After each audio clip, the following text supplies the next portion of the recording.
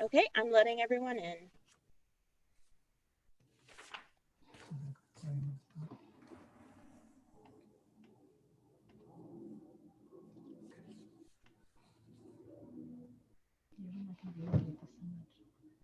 Okay, welcome everybody. We're all ready to go here. Thank you all for being here tonight. I'm Yarnath Das. This is my wife. Akanta Bhakti. Yes, and tonight's program is about honoring the relationship wisdom of Mother Krsnanandini Prabhu, who along with her husband Tariq was a driving force behind the GVT, the Grihastha Vision Team. For those of you who don't know, Krsnanandini Prabhu recently left this material world to be with her beloved Krishna and Srila Prabhupada. Tonight we pay tribute to her by hearing from her colleagues in the Grihastha Vision Team. A word about the team. The Grihastha Vision Team is a grassroots volunteer group of Krishna devotees who are mostly mental health or educational professionals. Their intention is to provide resources to support married couples, prospective couples, and anyone interested in spiritual married life, primarily but not exclusively in North American ISKCON communities. The mission of the Grihastha Vision Team is to support, strengthen, educate, and enliven the individuals, couples, and families who are or will be involved with the Grihastha ashram. So we're going to start things off with a bit of a memorial by the Grihastha Vision Team members. That will be followed by a Q&A. Akanta Bhakti and I will start off by asking the panel various questions that they will answer, hopefully. And then we're going to open it up to you. You, our audience, can ask questions. And at any time through the afternoon, feel free to put your questions in. You don't have to wait until we get to that part. And there are a couple ways you can do that. If you're watching on Zoom, you can type your questions directly into the Zoom chat box. Our lovely Ladini Prabhu will supply the link into the chat box. You can also, if you want to be anonymous, you can click on that link and you'll get a question form, a Google form, and you can fill out that Google form and submit your question that way. For those of you watching on Facebook, you can submit your questions by clicking on the link that is in the comment section on Facebook and submit the Google through the Google form on Facebook that way. So those are your ways to get your questions to the panel. Okay, but first, before we do any of that cool stuff, we are going to introduce the panel to you. We know these panelists. We have the fortune of knowing these panelists and loving these panelists. It's a great group of devotees that you're going to hear from tonight. Kanta. So first off, we'd like to introduce Partha Das and Uttama Devi Dasi. They were married in 1971 and initiated together by Srila Prabhupada in 1973. They have 3 children and 6 grandchildren. Seeing the high divorce rate in their communities, they decided to train as marital educators. Since 2004, they have been members of the Grihastha Vision Team and have mentored numerous couples and facilitated seminars around the world. They are co-authors, along with other GVT members, of Heart and Soul Connection, a devotional guide to marriage, service, and love. Archana Siddhi Devi Dasi and Karnamrita Das are both disciples of Srila Prabhupada.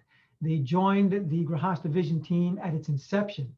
They both teach, write, and counsel devotees about making the mind the best friend in order to progress in spiritual life. Brajalila Devi Dasi and Ekavira Das are both disciples of His Holiness Bhakti Tirtha Swami. They have been married for 28 years, and together they have 3 children. Ekavira is a trained hospice caregiver, a certified holistic health consultant, and is currently studying pastoral care counseling skills with Karuna Care Education. Brajalila Prabhu is a certified conflict specialist, a facilitative mediator, and a certified trainer in nonviolent communication. They were both pioneers in the creation of the International Devotee Care Initiative and enjoy serving on the Grihastha Vision Team. Together, they serve devotees globally, offering workshops and seminars. And last but certainly not least, Jagannath Pandit Das and Chintamani Devi Dasi are disciples of His Holiness Bhakti Tirtha Swami. They've been married since 1991 and have two daughters. Jagannath Pandit, a counselor, and Chintamani, a psychotherapist, have served devotees and their families through education, counseling, and workshops. They have been GVT members since its inception. So welcome, everybody. Right. So I'd like now to ask Uttama Prabhu to read the letter that she wrote honoring Mother Krsnanandini Prabhu, and each of the panel members, the panelists, will read the parts of their letters themselves. And then we'll see a slideshow that they have created. Thank you. Unmute. Hare Krishna. The Grihastha Vision Team was founded in 2002 under the inspiration of Her Grace Krsnanandini Devi Dasi. It is with a heavy heart that we remember her passing November 13th, 2020. Just to think of her makes one feel blessed by the best, as she would often quote. The GVT was developed with her vision of helping to support marriage and family to fulfill Srila Prabhupada's dream of loving, happy communities. She would finish every correspondence with, "All glories to Srila Prabhupada, who built a house the whole world could live in." I often think she gave birth not only to 10 children, but to a family the whole world of ISKCON wanted to live in. She became a remarkably close friend, but more importantly, a mentor to me. She had the grace of being able to be right there with you, even in an email.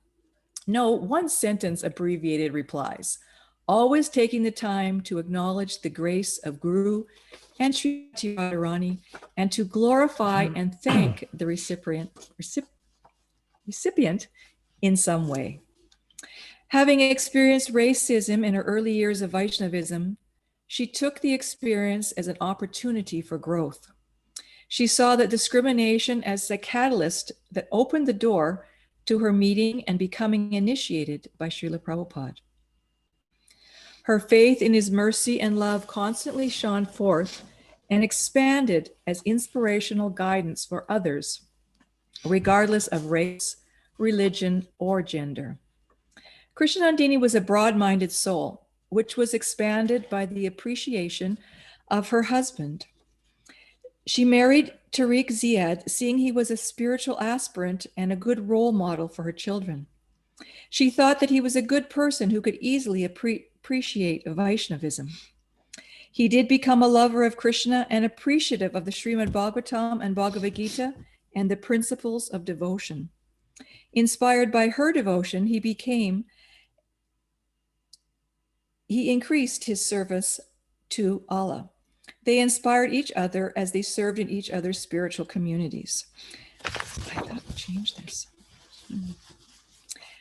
She could touch the hearts of everyone with her personal attention and inclusivity. She also spearheaded a Lord Have Mercy festival in Cleveland for many years, inviting all faith denominations to join. Everything she did had the aim of connecting souls to each other and to God. This is not just a cliche. It was her modus operandi. As Tamahar Prabhu shared with us, Krsnanandini Devi Dasi was a very rare and exceptional devotee who touched and affected everyone she met. My wife and I were among some of the first members of the Grihastha Vision Team, but everyone knew that the life and soul of the group was Krsnanandini Prabhu. She worked tirelessly for years to promote the devotee values she believed in, including healthy Grihastha marriages and families, good communication skills, and above all, loving devotee relationships. I have no idea how many devotees she counseled, mentored, and helped, but it is a great number. She was one of those people with a good heart, one that was filled with love. I never heard her say an unkind word. She always encouraged and supported others. Her love for Srila Prabhupada was a part of her being. She was someone who made you feel and love Prabhupada and Krishna more by her association. She was down to earth. She was so down to earth that for some reason it surprised me the first time I heard her give a Srimad Bhagavatam class. The class was filled with deep realization and philosophical understanding. While kind and caring, she was not sentimental and knew Krishna conscious philosophy thoroughly. It was her inspiration with which to help and serve devotees and to make ISKCON a better movement. Krsnanandini was a woman with a vision, and she had the experience and training to carry it out. It was amazing how quickly our team came together. We developed our courses in the first year, and well, our book did take quite a few years of collaboration, having so many co-authors, but Krsnanandini was so proud of it. And each time a new translation came out, she was elated. I just sent her the latest translation of Heart and Soul Connection, a devotional guide to marriage, service, and love, in Chinese, a month before she passed. While in Vrindavan in her last year, she had further inspired some devotees to complete this task. She had a Bachelor of Science degree in education, which she utilized to formulate couples courses and to homeschool her children and sometimes their friends also. As certified family life educators, she and Tariq offered many programs for youth and couples in the Cleveland area. She was instrumental in developing the GVT's premarital mentoring program, From Couple to Couple. Using her curriculum, we train couples happily married for 7 years or more how to share their success with engaged and newly married couples, providing them with skills, hope, and resources for a healthy marriage.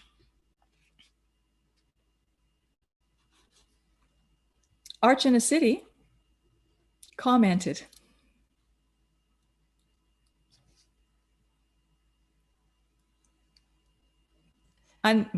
Yeah, I just unmuted. Okay. Krsnanandini and I connected 18 years ago when she asked me and my husband to join her in the creation of the Grihastha Vision team.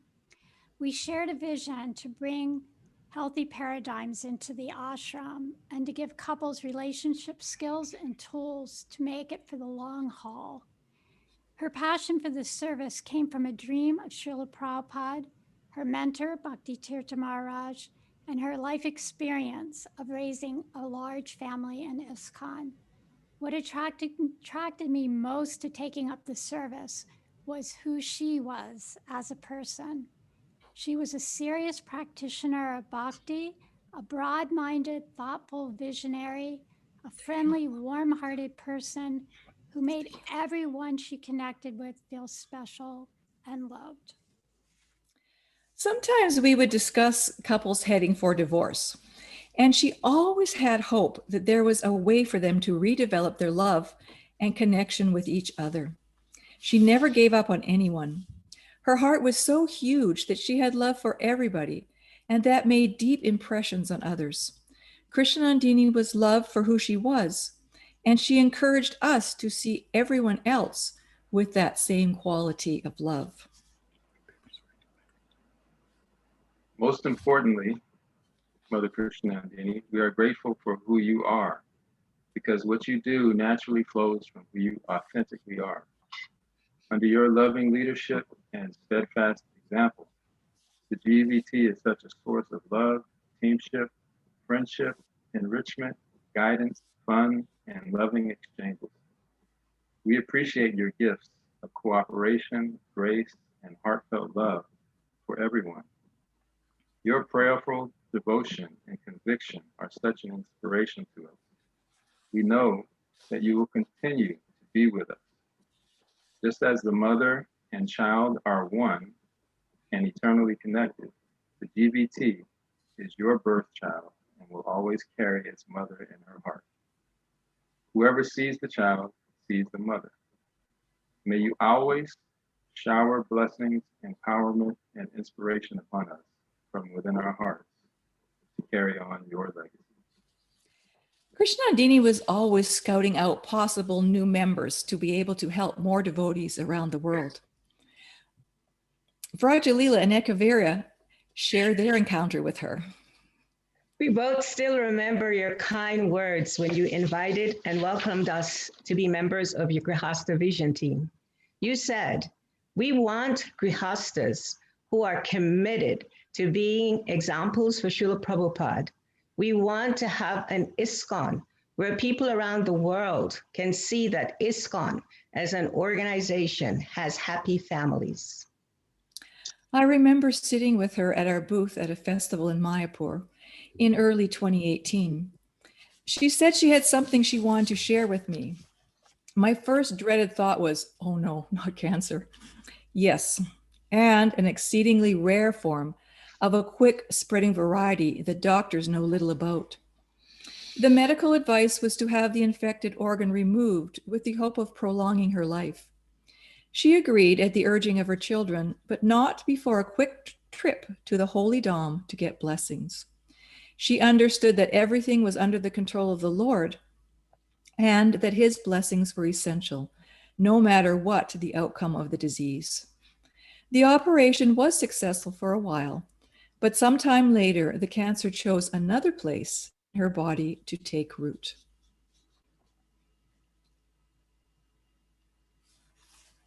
Can you unmute, Karnam?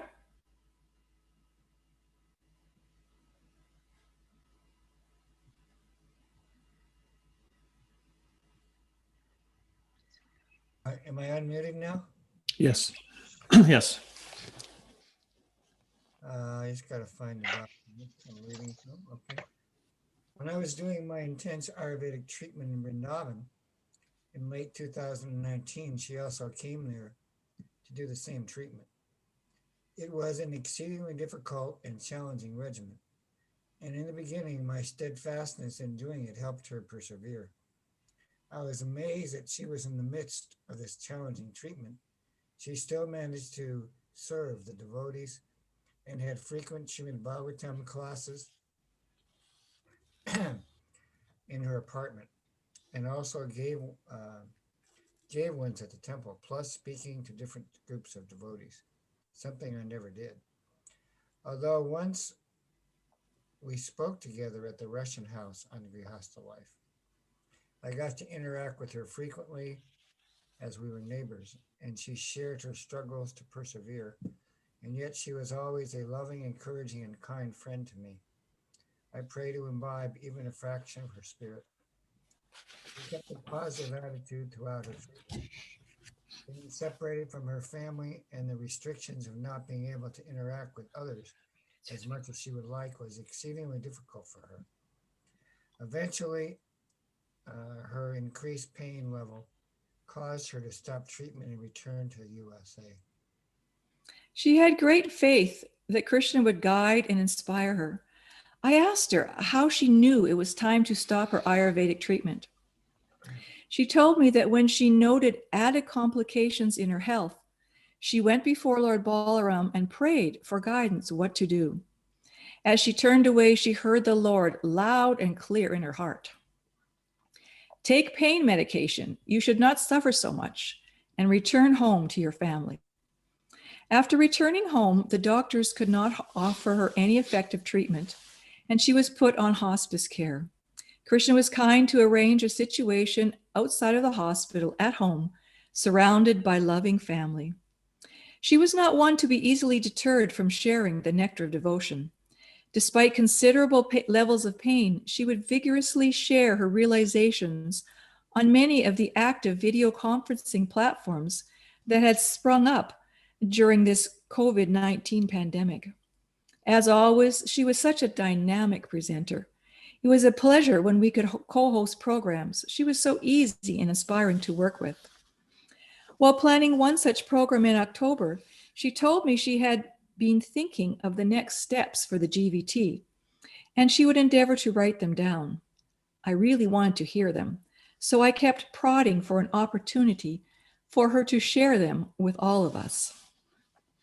In her last week, we had a Zoom meeting with Krsnanandini and her daughter Ganga read us a letter with Krsnanandini's wishes on how the GVT should go forward. She wasn't strong enough to speak, but was determined to share her vision. Thank you, Krsnanandini Prabhu, for showing us by your example how to be compassionate, appreciative, and most importantly, how to keep Guru and Lord Krishna in the center of our Grihastha relationships. You have disappeared from our vision. However, you will always be remembered for your devotion and dedication to follow Srila Prabhupada's instructions. Krsnanandini is a rare soul who touched the hearts of all she met, who brought out the best in everyone, who made all feel comfortable in her presence, who gave love, care, humor, compassion, and who created hope, vision, and tears of joy. Her love will never be forgotten. Her presence will be greatly missed, but her legacy will live on for many years to come. So thank you all for allowing us to glorify our dear friend.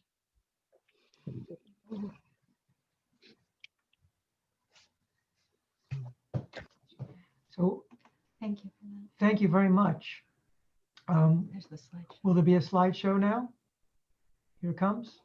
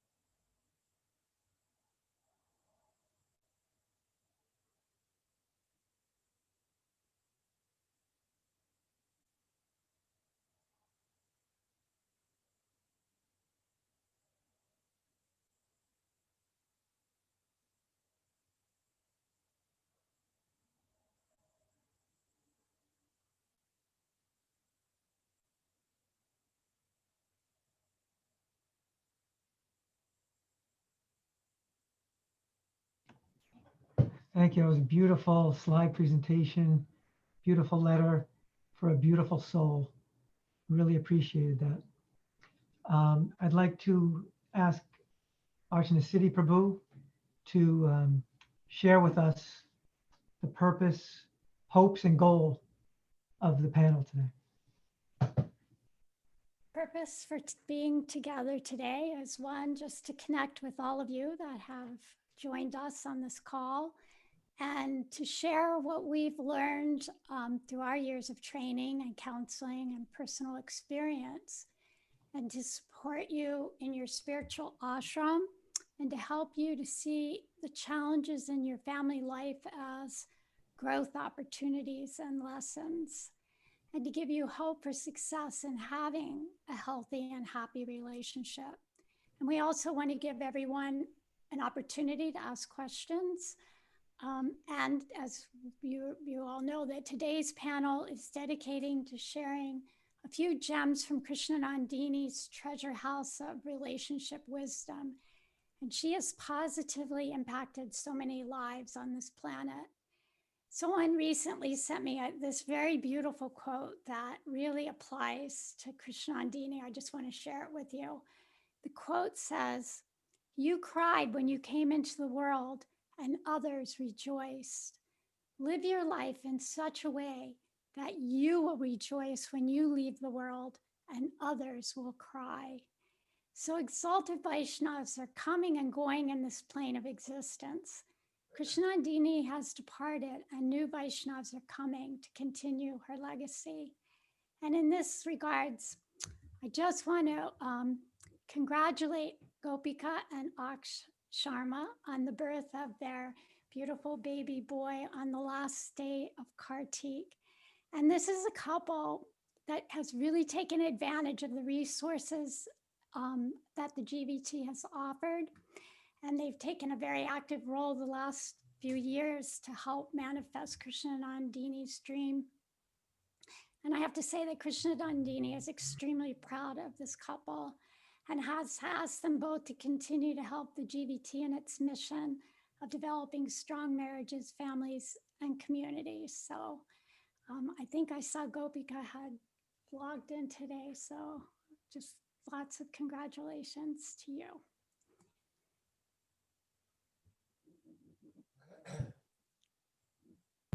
Thank you, Archana City Prabhu. Appreciate that.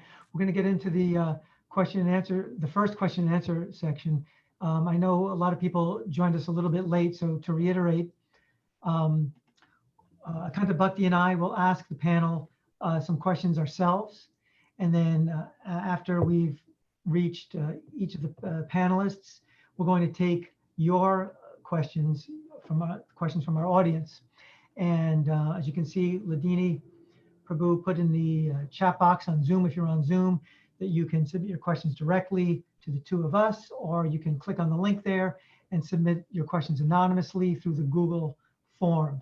If you're watching on Facebook, you'll see the link there that Ladini also posted, I am imagining, I'm assuming, and you can submit your questions through the form if you're on Facebook. Okay, Akanta. Okay, so with our first question, this question is to Archana City and Karnamrita Prabhus. What is one of the notable takeaways you have from your association with Krsnanandini Prabhu that would help couples have healthier, happier relationships? Okay, I'll start on this one and then my husband will chime in it after. So over the past 18 years, I've had many opportunities to observe Krsnanandini interacting with her GVT team members, retreat participants, and just devotees in general. And within her style of what I would call servant leadership, she had this amazing ability to be present, non-judgmental, non-reactive, and extremely compassionate. And she would often use a relationship skill that was called finding the pony. She had her own unique way of telling the story that went something like this, that there were two young boys who were brothers, and both of them tiptoed down the stairs early Christmas morning to see what Santa had left for them under the tree. And the only thing that the boys saw was this huge pile of dung under the tree. And one of the boys, he just started to cry and say, "Oh, we must have been really terrible children that all we're getting is a big pile of poop and there's no presents for us." And the other boy saw things completely differently. And he grabbed his brother's arm and he said with elation, "Where there's poop, there's a pony. So let's go find him." So Krsnanandini had an uncanny ability to look for the pony when someone was dumping on her about their spouses or whatever. She just had a very patient and kind demeanor that could, she would ask questions. She would seek first to understand the situation, and she would just unearth the core hurt or pain. And then she could understand the need, and that was the pony. And that was what really the person was expressing. So in this way, she could address the real issue and the real need very expertly to help the person. So she and Tyreek taught this skill as a relationship tool for couples.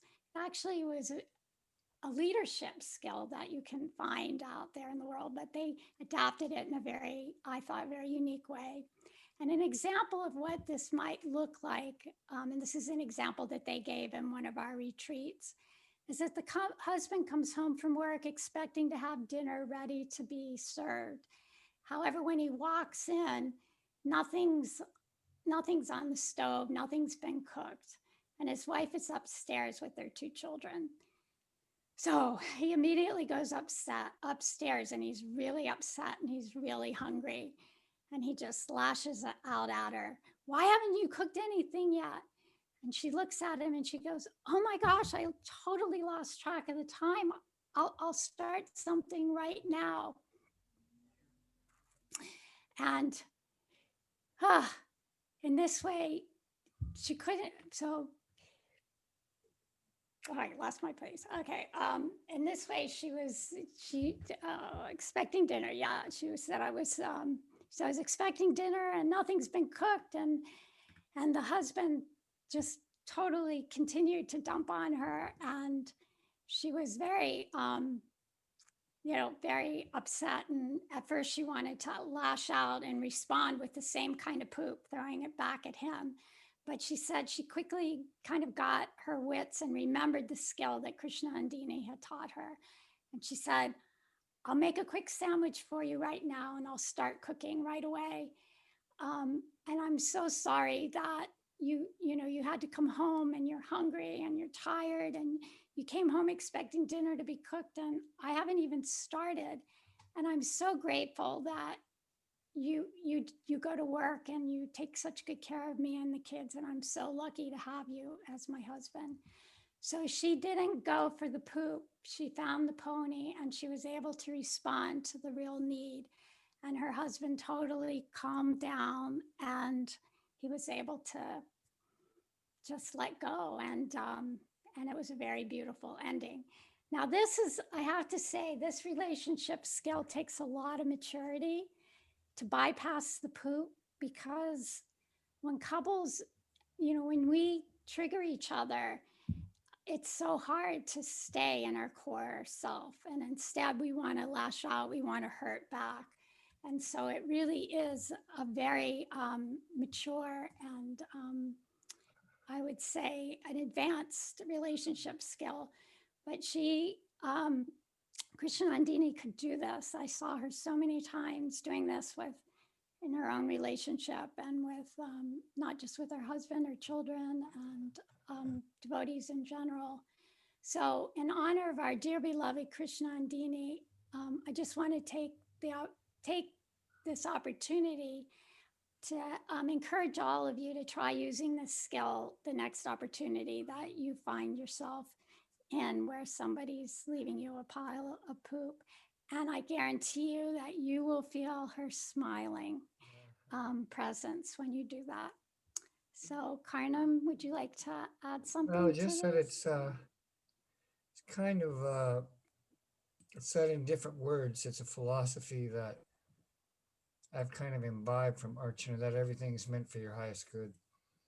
The same idea with maybe a more graphic example of having a plate of poop and thinking there's something good coming from it. Because people's tendency is just to react. But this perspective is transformative, actually, in one's life. And I have to kind of think about it every day in my situation, because I'm challenged throughout the day in my course of treatment for cancer. And it's been a 5-year journey, so it's a very helpful, it's kind of a word picture. It's kind of it was a metaphor, of course, but metaphors are powerful. And a lot of the problem is people have bad metaphors for themselves in their marriage. And sometimes just seeing the poop becomes a habit. So it's about, for all of us, in our spiritual advancement, in our relationships, it's about changing the influence it's acting upon us. And to change our orientation to one of,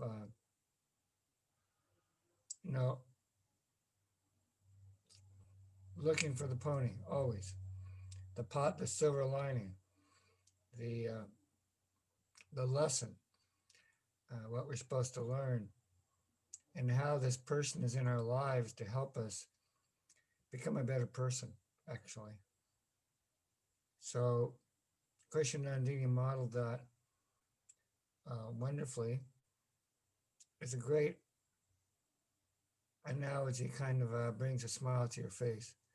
You visualize these two kids on Christmas. One of them just losing it, the other one having completely different orientation. So it takes practice. It's a philosophy, it's a perspective, it's a way of feeling and thinking and acting. So yeah, it's beneficial for everyone. And I really recommend it. It can really transform your life and that of your family. So Krsnanandini was an inspiring example of that. And she went through many challenges in her marriage and her life. And she was able to always, she's got a whole corral of ponies,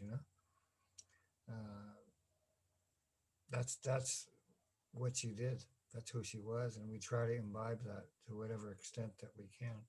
Life is a good practice for that. Plenty of poop around. Hare Krishna. Thank you both very much. Who would have thought that such a poop-filled answer could be so profound from both of you? Yes.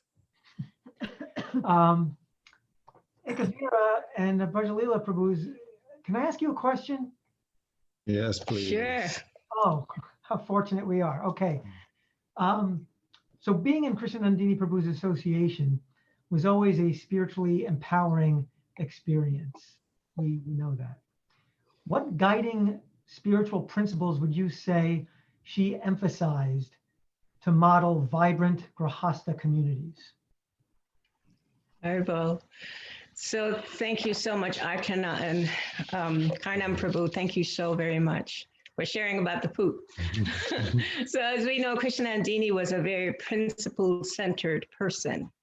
Ever since I met her, which was in the early 80s, my experience with her was always one of someone that was dedicated to helping others to understand a principle-centered life. And so one of the principles that really has inspired me and encouraged me watching her live this is actually there are two. These principles of giving back and also appreciating others when they give. So she was very much dedicated to bringing forward in the Grihastha ashram. Although we know that this is a part of our spiritual culture, yet she herself spent so much time emphasizing this aspect of our culture. So there's a quote from Krsnanandini herself that I'd like to share with everyone.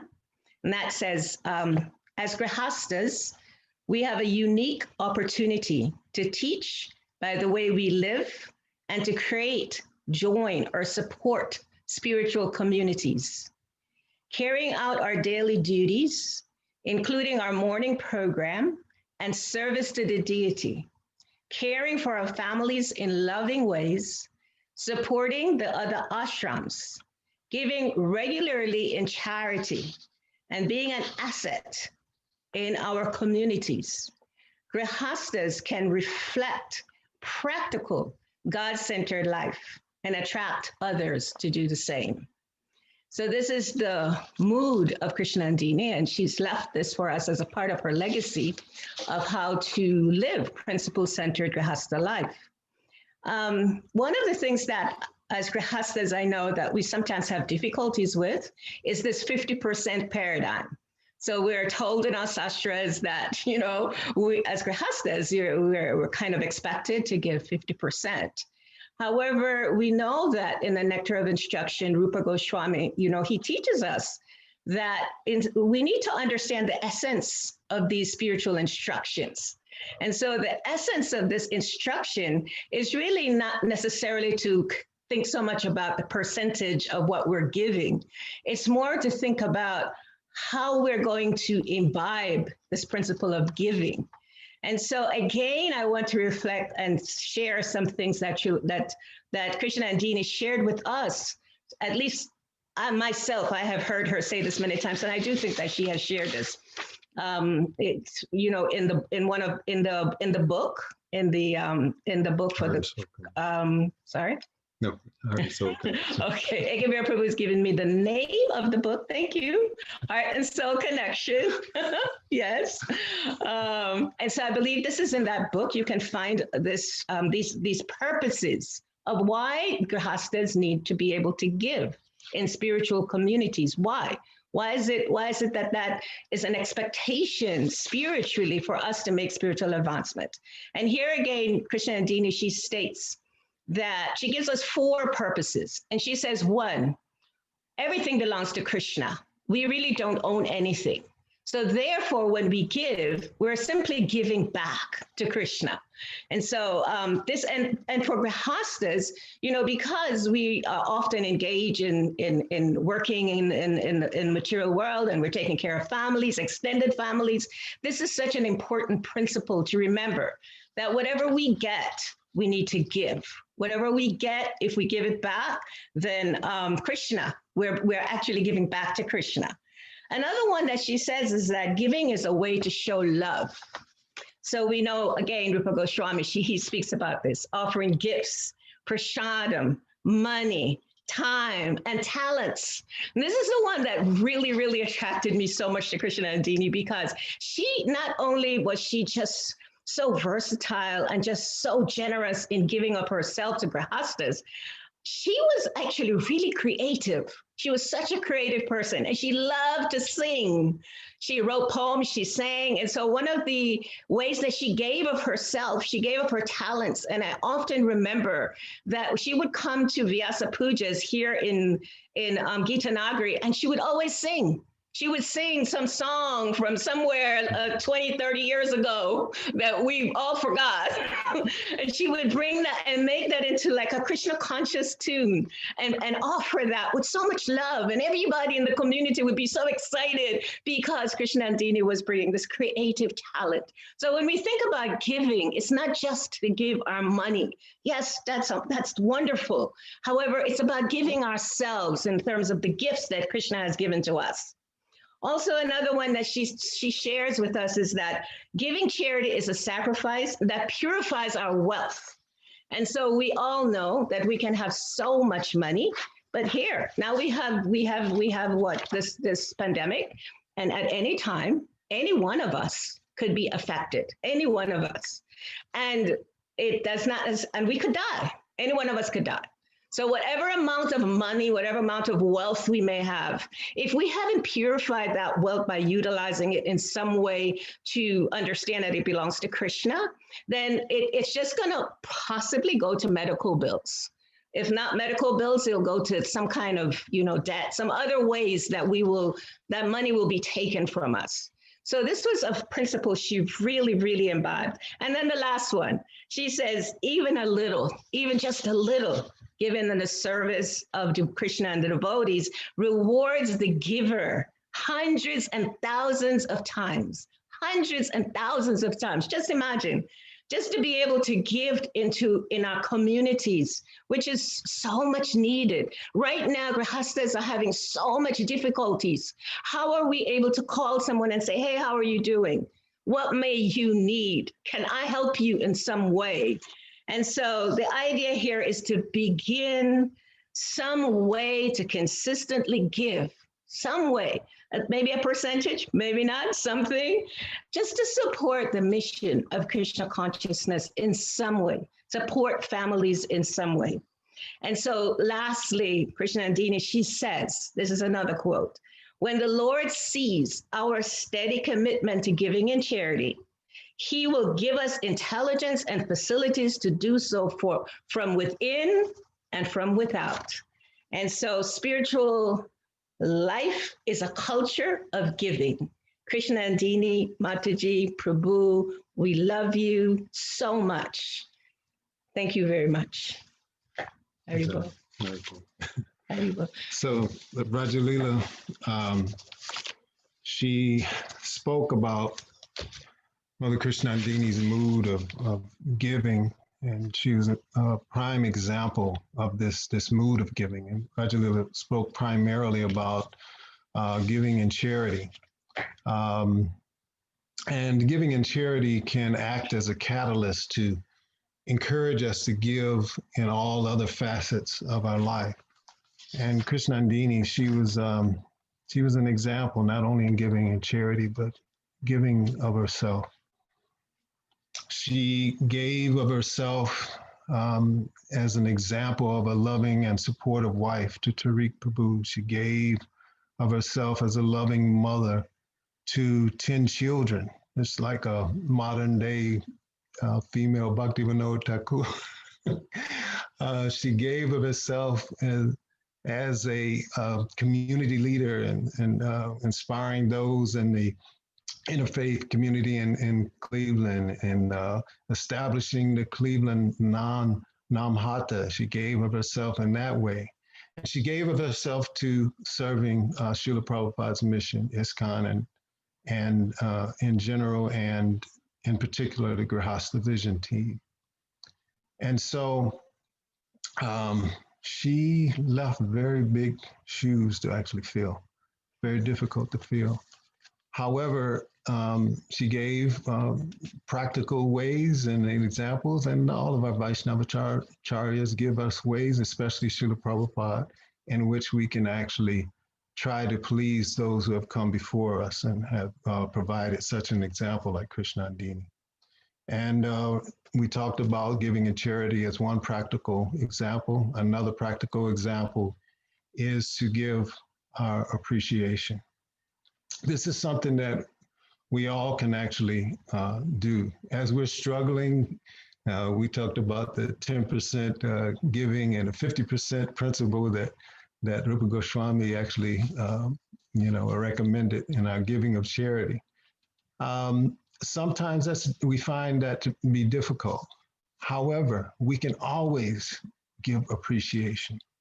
We can give appreciation to those in our inner circle, family members, friends, community, even the person that we meet on the street or in the store. When we're in the grocery line and we're purchasing groceries and we see this person, especially during this pandemic time, working with this mask and they're there all day long, covered, it's hard for them to breathe, we can express some appreciation. Hey, I really appreciate the fact that you're here. You don't have to be here. I really appreciate the fact that you're processing my groceries very quickly because, I need to get back to work and I'm really thankful for that. Thank you for being here. And so we can develop this culture of appreciation. This is one of the things that Krsnanandini actually exemplified. And so in our household, we have 3 different ways that we can express appreciation in our household. We, daily we give hugs, and it's fun. We see each other. We have different rooms. We come out and we see each other and say, "Oxytocin, please," and give each other a hug. And so physically, we can express appreciation. Mentally, we can express appreciation by, looking at some of the qualities or some of the actions in which our spouses or our family members engage in. We can say, I really appreciate how you, have that desire to give in charity. And then we can take it another level and express what it does for us. I appreciate how you give in charity, and it inspires me to also want to serve the devotees.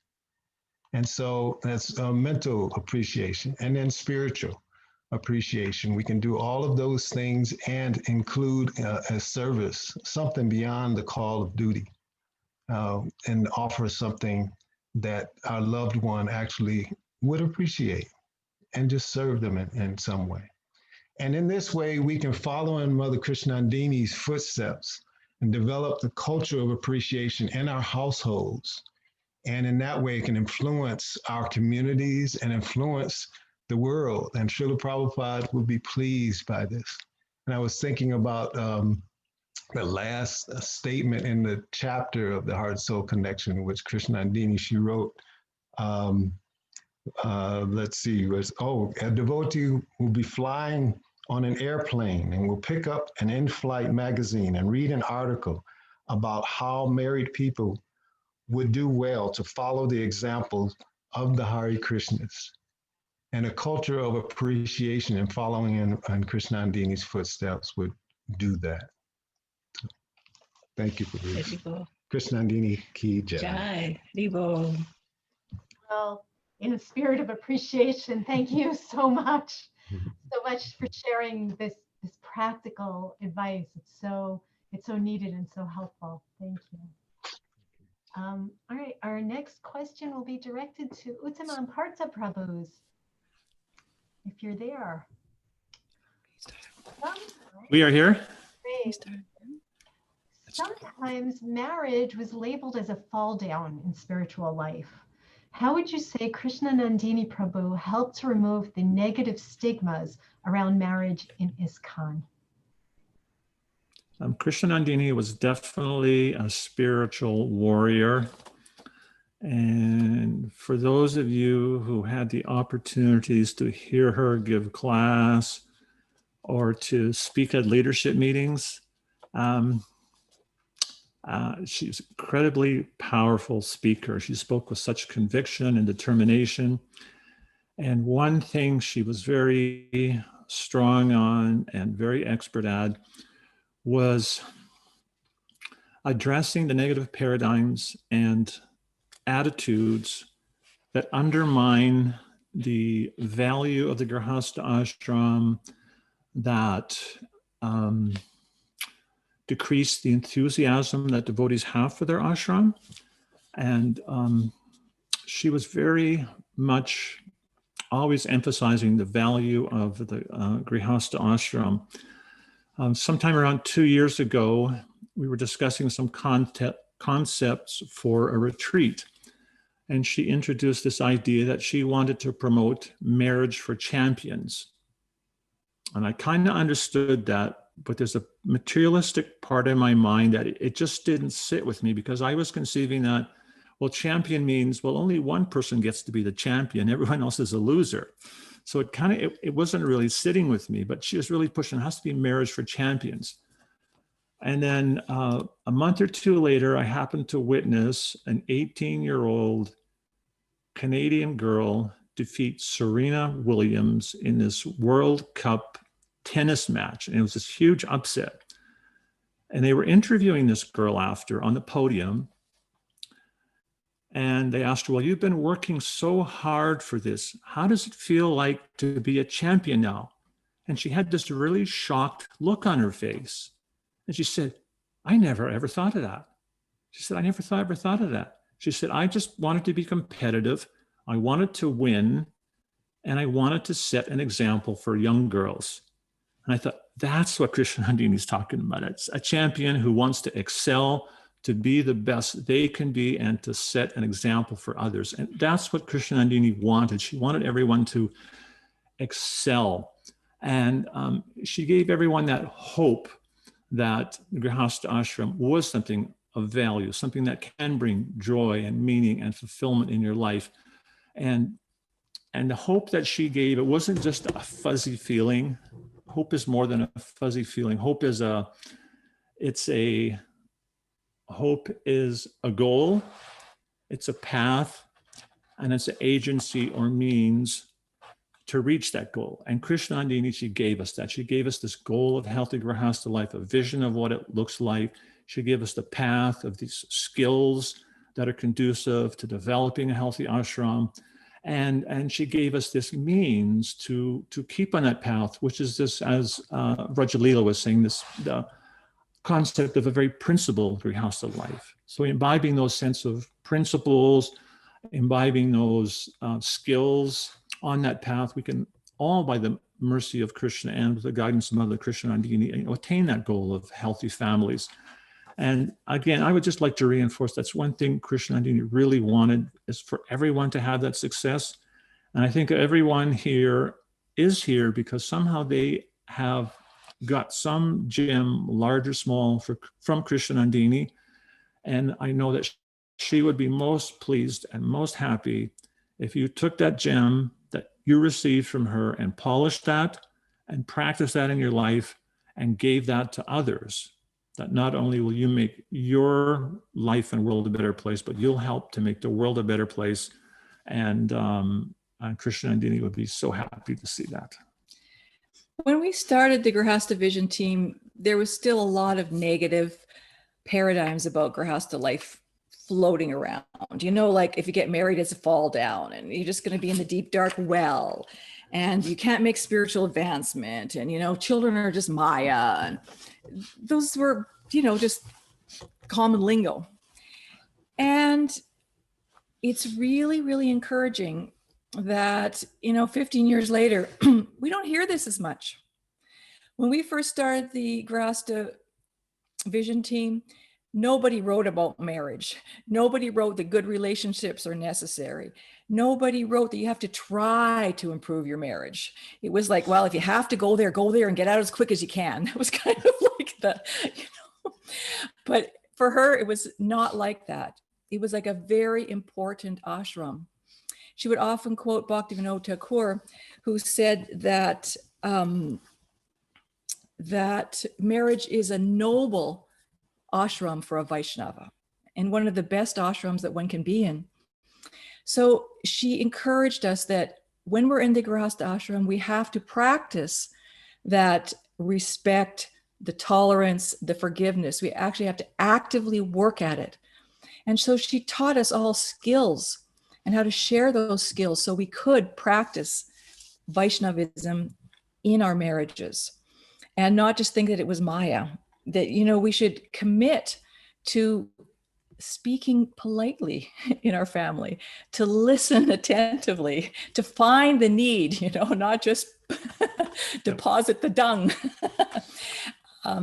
and to, you know, actively work on how to forgive our partners, how to actively appreciate them and build those positive emotional bank accounts.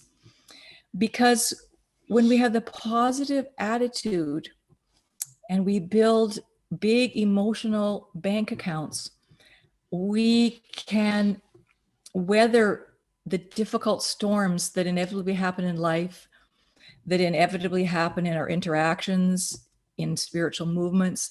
We have a strong partner to work with. And that partner helps us to discover our anartas, and we help each other work through them. Sometimes we do premarital education. Not sometimes, we do it all the time. And very often we'll get a young man who's been a brahmachari and he goes, I don't know how I would have been able to work on all of my anartas without getting in a relationship. I don't know how other people do it. Because there's the support, but there's also the fact that when you become in a closer, more intimate relationship, your deep down anartas are triggered and you get to see them. You know, they're kind of like shown as a mirror in the other person. And you get to work, oh my gosh, I got to work on this. And if you have that loving, supportive relationship, the other person will help you to work through it. And so it's such a valuable ashram for making spiritual advancement if we take advantage of it and we use the skills and we apply Krishna consciousness in our ashrams, we will be able to make tangible spiritual advancement. And I think that's the one thing that Krsnanandini really pushed, that yes, Grihastha ashram is for champions and we should work hard at showing that. Thank you very much. That's really nice to hear, you know, because as you say, it happens so much less these days, but there are still some vestiges that you can pick up on here. Yeah. It's just really great to be as clear about that as you both were just now. So thank you. I mean, I often hear from Akanta Bhakti, when are you going to take sannyas? When are you going to take sannyas? But, you know, but I feel that there is still value in Grihastha. We can talk more about it later. But for now, I'd like to move on to Chintamani and Jagannath Pandit Prabhus.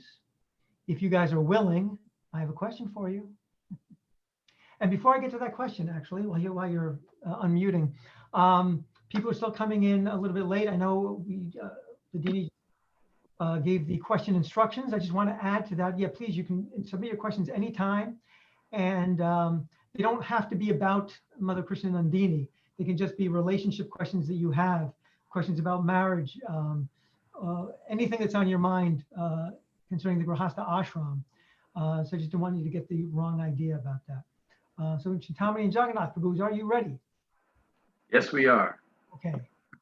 So in your relationship with Mother Krsnanandini, what have you observed as one of the most important values that she was committed to living and teaching? Trinadapi Sunichena, Larorapi Sahichnana, Amanina Manadena, Kirtani Asadahari. This Sanskrit verse emphasizes values that she was committed to living and teaching. Humility, tolerance, not seeking respect for herself, yet giving all respect to others.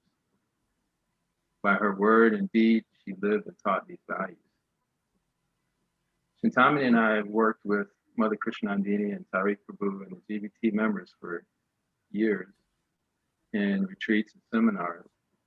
And during our annual board meetings, we were able to have an experience of her and her interactions and dealings with her husband, with the team, in services like planning and discussing critical issues for householders and preparing for more seminars and so on, courses. And time again, I saw this humility, respect, and open-mindedness manifest in how she handled situations. I guess I kind of took it for granted because it was just authentically a natural part of who she is as a person, Mother Krsnanandini. And as the head of the GBT, her voice on matters carried a lot of weight. But it wasn't because she was the chairperson. It was because of who she is. Her wisdom, her leadership, her tolerance and respect for different points of view and people's individual contributions. Her personal example, imbibing these qualities and values, always fostered like a refreshing spirit of service, a spirit of cooperation for all those around her, and especially our teamship as a GBT. In other words, her humility created harmony. When difficult issues or decisions and potential conflicts came up, she would give careful, prayerful, thoughtful consideration to the matters, as if she was waiting for guidance from the Lord in the heart or from others. In other words, she would be open to the guidance of the Lord in the heart from others, as well as from her own heart. She wouldn't rush it. And it didn't matter where the answers came from. What mattered is whatever created the best spiritual outcome. So there was no ego involved. Even in provoking situations, which for many others like myself could cause digressions into ego battles, for her it just brought out or invoked more of her humble servant leadership qualities. She would always remain equipoised and handle situations with a really special grace. And I'm sure we can all hear her sweet, soothing, motherly, nurturing voice, just full of care and love. She was so mission driven and mission conscious. She had such a strong desire to please her Guru and Krishna. And that fueled her every action. And she has told the story of the obstacles her family faced leading up to her mother, Mother Bhumata, and her siblings being initiated by Srila Prabhupada. And she would often quote, as Uttama said earlier, he built a house that the whole world can live in. So Prabhupada accepted her and her family. And that love that she received on that day from Srila Prabhupada is the same love that she lived her life sharing with others.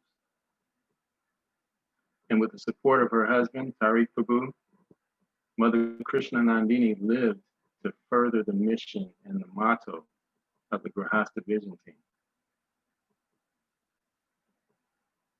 Team. Healthy marriages, happy families, strong ISKCON.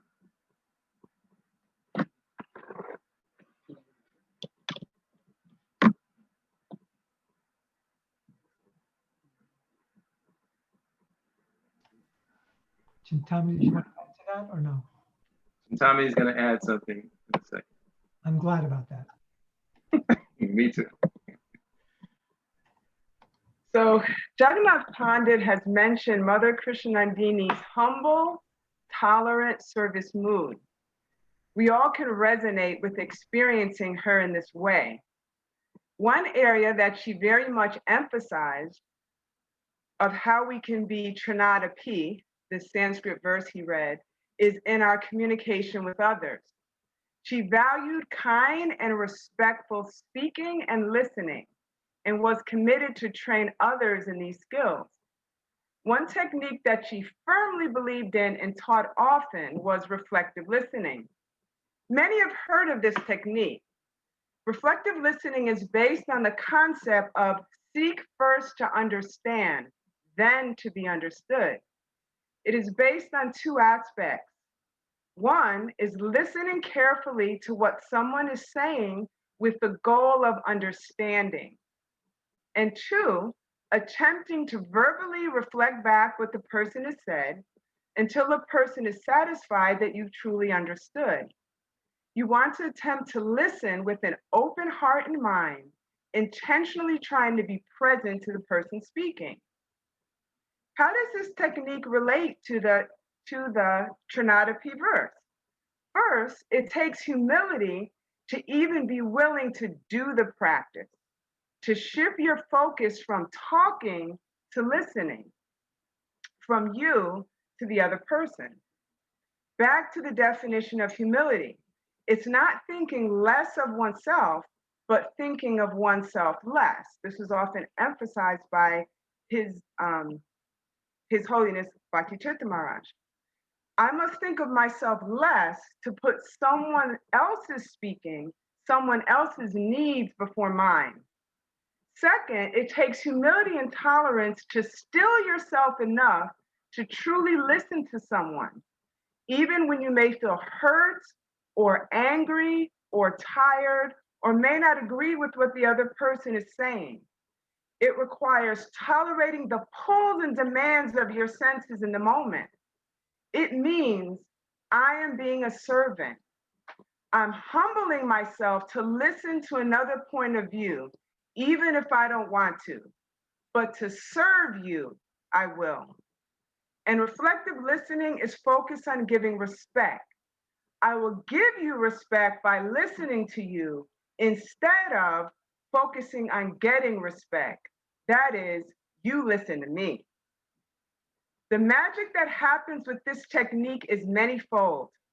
First, we will find that often in the moment, both parties will begin to calm down and soften because of the love and care that is being extended. It is important not to be attached to what the other person is doing during the process, but instead to do our part on our side by trying to carefully listen. And we will begin to see that we are having more compassion for others and our senses are more controlled. By creating a safe space for others to share with us, we are actually practicing 2 of the 6 loving exchanges, revealing our minds and hearing in confidence. So in honor of Mother Krsnanandini, please start to practice this skill. Mother Krsnanandini and Tariq have designed reflective listening cards to make the process easier. And some of you may have seen these cards. They have a microphone, so the person can share their thoughts and feelings, and while that person holds the card, no one else can speak. It has a mirror, so this is when someone is reflecting. When they're holding it, then you're quiet. And the third is a stop sign, because they carefully thought of the point that sometimes when you're very upset or distressed, you may not be able to do this process, and it's good to take time to stop and come back and finish. And a point Mother Krsnanandini emphasized is you want to stop because you don't want to disrespect your partner further, to not commit any Vaishnav aparadh. So if you have the cards, great, use them. If not, you can even design your own cards. But even simpler, just go for it. We can sit down formally and go through the steps, and we can also at any moment ask your spouse or your child or your friend, can I mirror what you just said? I want to make sure I understand it. Or you can make a request. Can you please mirror what I just said? I'm not sure you understand. You can try it during times of low stress to just get into practice. Then during challenging times, you'll be more likely to use the skill and will have cultivated the humility, tolerance, and respect to apply it. But even if you use it with initial doubt or resignation, still use it, it works. The benefit in practicing any healthy relationship skill is that you're training to be a servant of the servant of the servant. And the more we practice, the better we become. Mother Krsnanandini showed us in so many ways how the Grihastha ashram gives us a great opportunity to become more and more and more of who we really are, servants of our dear Lord Krishna. Mother Krsnanandini ki jai, Vaishnav Thakur ki jai. Jai. Kami and Jagannath Pandit Prabhu's ki jai. Grihastha Mission Team panel ki jai. Ki jai. Really important stuff about respect and just dealing with each other. It's a tough ashram because you're living with another person and they don't have the same mind that I do. Akanta Bhakti is always saying like, yeah, I'm not my body, but you're not my body either. You know, we have to realize these things. Thanks very much. It was a great first round from everybody. We appreciate it. We're now going to get to some of the questions from our audience. And remember, you can keep the questions coming in directly in the chat box if you're watching on Zoom, or you can click on the link that's in the chat box on Zoom if you want to be anonymous. You've got a Google form and you can submit your question that way. If you're watching on Facebook, you could submit your questions through the link to the Google form in the comment section on Facebook. Okay. All right, so we are going to direct this first question to Archana Siddhi Prabhu, if she is there. And this question starts off, Hare Krishna, I just wanted to ask a question about long distance relationships before marriage. Could you give more guidance according to what Mother Krsnanandini Prabhu would have given on long distance relationships? Sprinkled with your own realizations, we hope. Yes.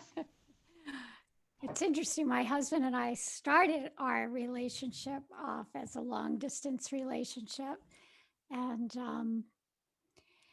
back in the days where a long distance phone call would cost a lot of money. It was like we had probably a phone bill of about $300 a month. And back then that was a lot of money to be spending. But we would even chant our japa together on the phone, which was always an expensive japa session. So, but in some ways I appreciated having a long distance relationship because, well, okay, I'll be very straightforward here, that when you're physically in the presence of somebody going through your first stage of relationship, we can become infatuated and have all these feelings for the person that, can lead to more of jumping into more of an intimate physical relationship, which can sometimes really interfere with the process of getting to know somebody as a friend and really developing more of an emotional relationship first. And now, because of having all of the video conferencing, well, my husband and I, they had our long distance early days, and then for 30 years we weren't apart at all. And then the last couple of years we've actually only seen each other a couple months because of the treatments that he's been doing for his cancer. So we're back to more of a long distance relationship. But yeah, I think just having this, spending, and he, Garnamita often says to me that we have more connection when we're apart than when we do when we're together, because when we're together, we just kind of get into our routines and don't take the time out to, really sit down and have a deep, meaningful conversation, which is when you're doing a Zoom call together and, it's, you give your full attention, you're really there. So that's how I would answer that. If you need some more structure, John Gottman and his 7 Principles of Marriage, he has love maps in the first chapter of lots of really good questions that you can ask each other to really, to go deeper and develop your relationship more. On our website, Vaishnav Family Resources, we also have a lot of premarital questions on there.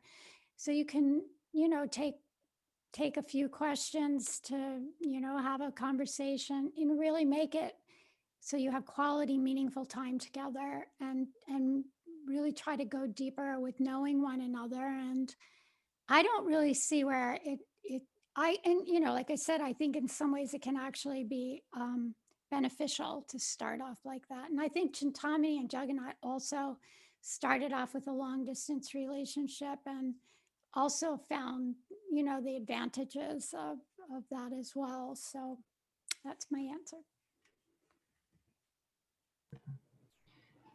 Thank you. Thank you very much. I am so attached to my wife.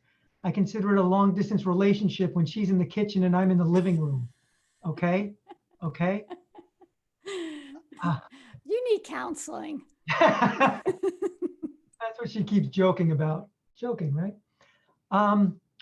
So Jagannath, Pandit Prabhu, and Chintamani, I'd like to get both of your perspectives, a male, female perspective, on this next question that came in.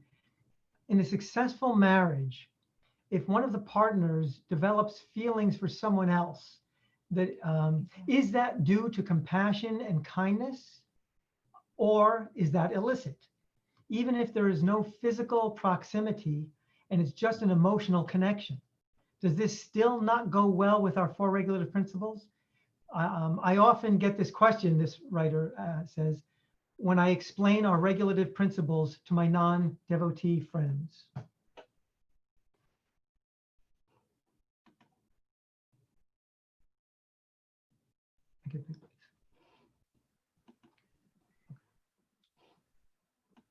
Well, I'll start off briefly and then I'll pass the baton.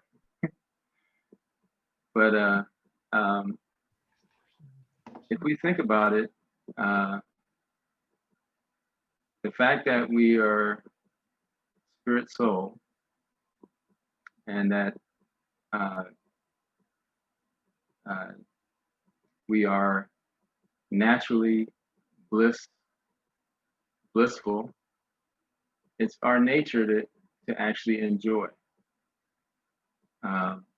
and to be attracted to whatever is attractive. It's a very natural thing.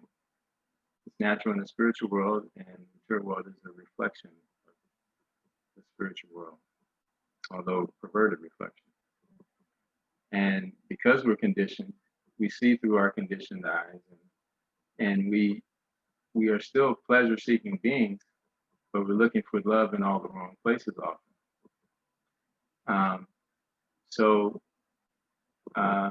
it's very natural to be attracted to others other than our spouses or partners. And attracted doesn't necessarily mean there has to be a physical relationship or an intimate social relationship. There can be healthy boundaries in those connections.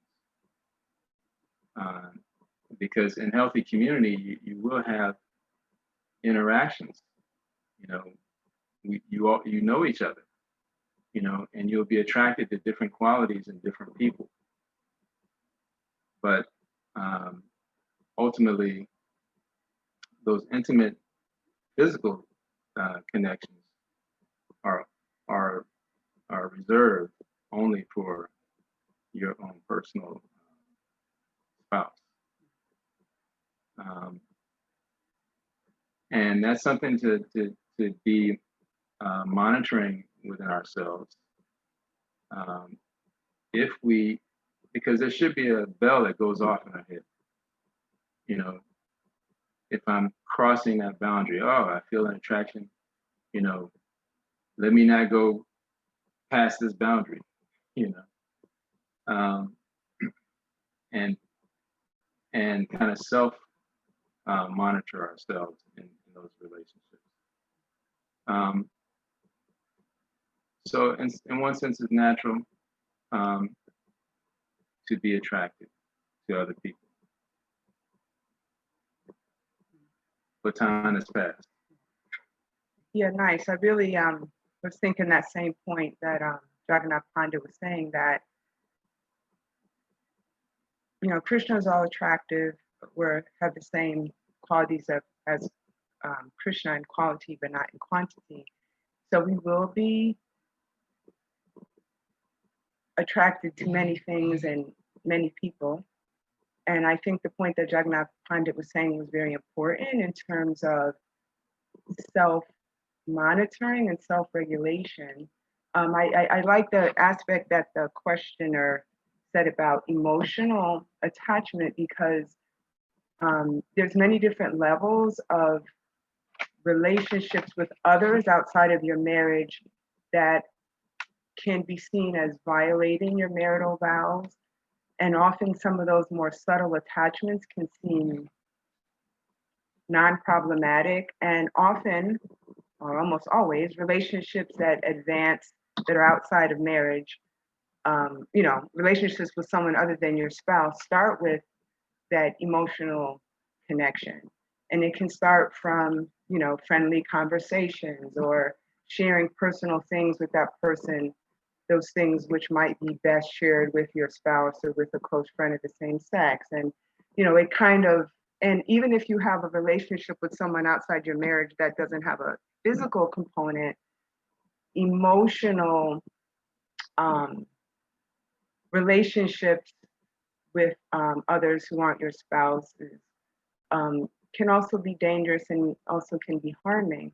So it's really beautiful how Srila Prabhupada has put protections in place, and in terms of, for example, like relating to women and, you know, seeing them as, you know, mothers, or trying to see everyone as master, or, you know, when I was growing up being trained in my, you know, Krishna consciousness, we were trained in things like, if you want to give a message to someone's husband, it's nice etiquette to mention it to the wife and have the wife tell the husband, or talk to the husband when the wife is there. And even though these things may seem formal, and, you know, I'm not advocating being rigid, having certain protections in place to protect the small creeper of your marriage is really, really important. And we don't want to practice these in a way such that we're formal and we're rigid and we're fearful of being personal, but just being very careful to protect yourself and protect your spouse and protect others. And, you know, Mother Krsnanandini really emphasized community. So one misstep on our part has an expanding effect in the whole spiritual community. So it's something that we might want to keep an eye on very carefully. Great, wonderful. Thank you. Thank you so much. Um, Did you want to say something? That was great, and to get the perspectives, you both complemented each other so well in that, and I think that was a wonderful answer.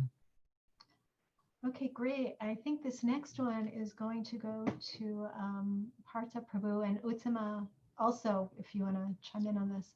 And the question is, what is your perspective on a healthy sex life in a Krishna consciousness marriage? Is contraception expressly forbidden? Is the goal of a happy Krishna conscious marriage to only have sex for children? Is pursuing this goal healthy for a couple? Let us know if you need to repeat any aspects of that multi-layered question. Well, we don't usually answer these things in public while being recorded. Challenge number one.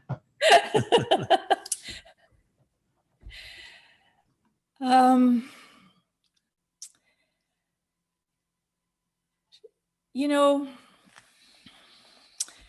we've been so judgmental about sex life in Krishna consciousness that it's become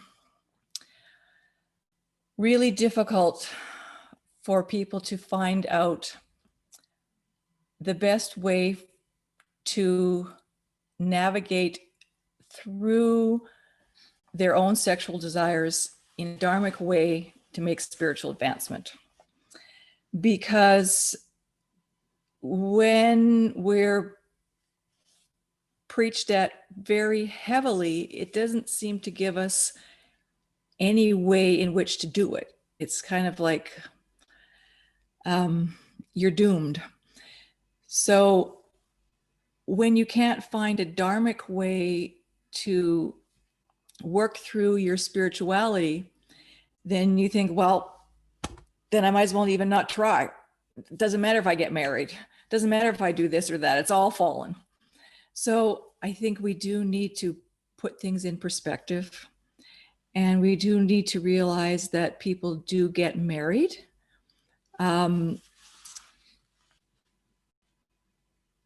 Sometimes one of the reasons they get married is to work through sex desire in a dharmic way. And so in the beginning of your marriage, are you going to be perfect at that? Or at the end of your marriage, are you going to be perfect at that? It's a pathway to figure out how to reach that perfection.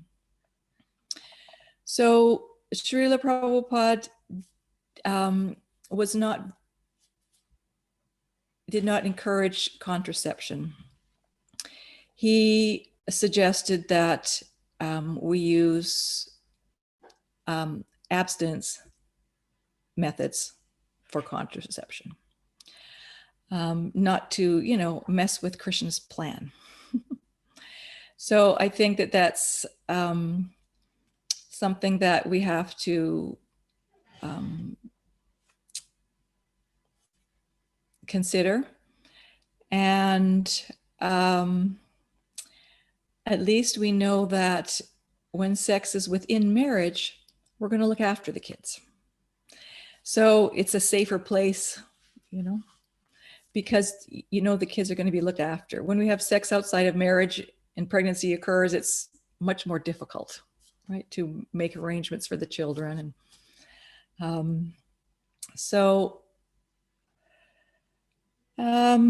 you want to add anything? Sometimes a question might be asked that, well, my husband insists on using contraception. And so that lady might understand what the highest principle is, and she might ask, well, should I divorce my husband over the fact he wants contraception? Probably not. Divorce is not a very good option. So there's many different situations and circumstances and things to take into account. And our position in terms of being marital educators and trying to present what Srila Prabhupada's standards are and what the highest standard is and how devotees can progress, is that we present what the highest standards are And we don't tell devotees what to do and what not to do, but we encourage them to understand what the highest platform is, and then to decide amongst themselves how they're going to work towards that. And the important one thing we emphasize in that discussion is the importance of a healthy marriage in relationship with having that sense of connection. And there's emotional connection, intellectual connection, connection of shared activity, and there's also going to be some physical attraction and connection on that basis. And if any one of those elements are underemphasized in a marriage, it can be problematic. If there's no emotional connection, it's going to be problematic. If there's no shared activity, it's going to be problematic. If there's no physical connection, unless they're both Paramahamsas, it's probably going to be problematic. So it's something couples do have to consider, but we make sure to reinforce that the goal isn't sex or not having sex. The goal is how to maintain a healthy, stable relationship where you're both advancing the Krishna consciousness. So the issue of sex, it's the hot potato, and the issue of contraception, that's like a scorched potato. We don't really want to touch that one. But it is something, and that's also something couples may have to navigate on their own. I mean, Thanks. I just want to follow that up. Yeah. So you were kind of kidding about it being a scorched potato that you don't want to deal with. Well, maybe not in the in this kind of general forum, but I imagine there are people who are interested who could contact the GBT and for follow-up questions to understand some of these issues. Would you encourage that? We do get a lot of questions. You see, I always feel you have to deal with everybody individually, because wherever you are, you have to move up. So how that's going to be, you know, you want to move up, not crash and fall further. Right. I'd like to thank you for just like head on taking that question on. It's a real hot button issue. It's not talked about a whole lot, but it's starting to be talked about because it's such a reality. I was just wondering, and perhaps no one would want to chime in, but I'd like to open it up to everybody else since it is such a prevalent, somewhat controversial issue. Especially in the culture that we're trying to live in. Yeah, Right. if anyone else would like to add any 2 cents here and there, and if not, that's fine, but I just wanted to open it up. Don't all rush at once. Oh, you mean the other members, not the... I'm sorry, yeah, the other members of the panel. Yeah. And again, it's while you're thinking about it, okay, I think I could. There's Ekavira's got brave. Okay, brave soul. I don't know if it's brave or foolish. In line. This is a very hot topic, but I did want to emphasize one point. You know, of course, the standard is a standard. At the same time, it's important to develop the community that is respectful and loving to assist each other in all of our different challenges. Otherwise, what you develop is a community of dishonesty. And so persons actually have difficulty coming up to a certain standard, and either they're miserable in their particular lives, or they're miserable because they're not following a particular standard, but then portraying that they actually are following. And so in spiritual societies, that's a challenge. And so it's important to develop a loving community in which we can all actually be honest with each other and find support to help us, as Uttama was expressing, you know, to go from one point wherever we are to actually make progress. Thanks. Maybe I'll jump in a bit here. Great, please. Say Kabir took that bold step. Yeah, you know what Uttama Prabhu shared in the very beginning, that this sex has become so judgmental. I think something that is important in our devotional paradigm is to know and understand that people come from different cultures where they view sex differently. For many cultures, sex is not a big deal, you know, it's just like sex. And so some cultures may make it like they have very dogmatic ways in how they approach thinking about sex or even engaging in sex or whatever. So when we come to Krishna consciousness, of course, we learn a paradigm of offering everything to Krishna. And so this is important, I think, to have that conversation as everyone is sharing individually with persons that may not quite understand how to make that offering to Krishna.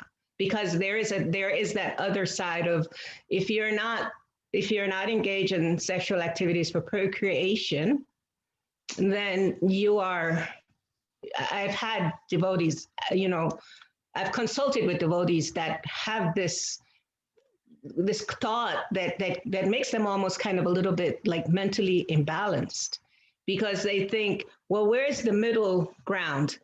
You know, if I'm engaged in sexual activity not for children, then I'm like, you know, there's something wrong with me. You know, I'm not accepted. I'm like totally like an outcast. And then, or I can be on this other place where I'm like engaging in sex life, you know, for procreation, following, you know, all the different rules and regulations, and then I'm accepted, then I'm okay. But is there a middle ground? Oftentimes I get that question, is there a middle ground? And so I do think, as you shared, Ekanta Prabhu, that is a conversation with individuals. Yeah, I believe that.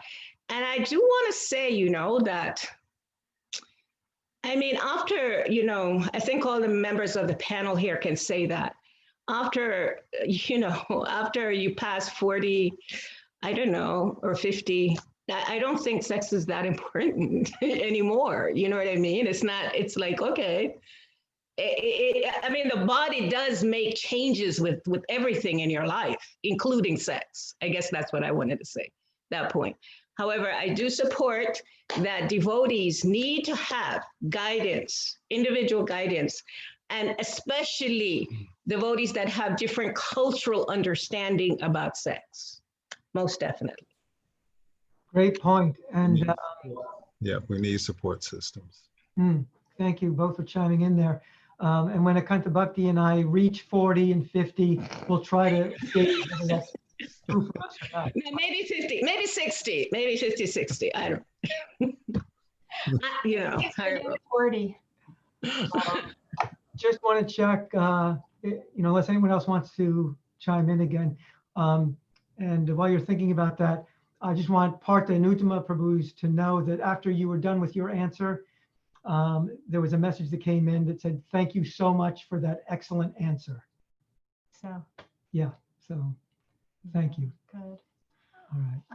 Okay, I did want to go back to Ekavira and Vrajalila Prabhus to follow up on your talk earlier about giving in charity.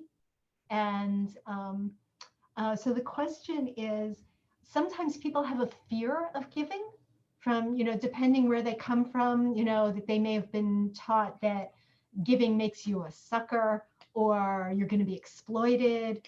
And how do we get past that kind of feeling in order to give back? Whether it's monetarily or whether it's resources in a community, you're afraid you're going to give too much. Well, I mean, we can give, and sometimes when we give, it may not be always utilized in the ways that we might want it to be utilized. You know, if we give in Lakshmi, if we're thinking of Lakshmi. I believe I've read somewhere where Srila Prabhupada says that, you know, in our giving, we, and I shared that earlier from Krsnanandini also, that we get back 1,000 times more, regardless of what somebody else may do. regardless of how somebody else may even utilize whatever it is that we give. So in that question of developing even a intention or a mood of wanting to give, I say baby steps, because it is a fact that people, we do have like traumas from giving in our lives in different ways. And so I always suggest to devotees, just give a little that you might not feel totally angry, absolutely angry and resentful if you find out that maybe whatever you gave wasn't used in a proper way. Give in baby steps. Do baby steps in giving. Maybe give, just a smaller amount than you might want to give, and then start in that way. Giving is a principle. It is a spiritual principle. And so the more we give, the more we get back. And so we don't want to do it because of that, but that is the spiritual principle. And so unless we put it to practice, it's just like anything else that we do in a spiritual paradigm. Unless we practice, we won't get the experience of the sweetness of what it is. So we do need to practice it. And, we can start within our own family, within our own homes, maybe giving something more than what we would normally give. I guess the biggest challenge in life is to give our hearts, right? That's one of the that's the one that makes us fearful of giving even our money, is because our hearts have been affected or somehow, tortured in some way with some people. And so then to start the work, I think Archana was sharing that in the very beginning when she was talking about Mother Krsnanandini and some of the skills. Start the work to heal a broken heart, because when our hearts are healed, then we can give in any situation. Yeah, I guess I'll add to that. Very, very well put. We can practically do research and find those areas of people in which we are inspired to give to. And understand that, our giving stream may change from time to time. And so, as Rajalila expressed, that the main challenge is that our hearts are affected. And when our hearts are affected, then the culture of giving becomes difficult. And so I wanted to go back to a point that Archana Siddhi and Karnamrita Prabhus were making when they was expressing of finding the pony. And even in this situation, we can find the pony in giving. And so Archana Siddhi expressed that it takes a level of maturity to practice this principle. And it does. And Karnamrita Prabhu, he talked about it's one of the difficulties in practicing this principle because we have a habit of finding the poop. Yeah.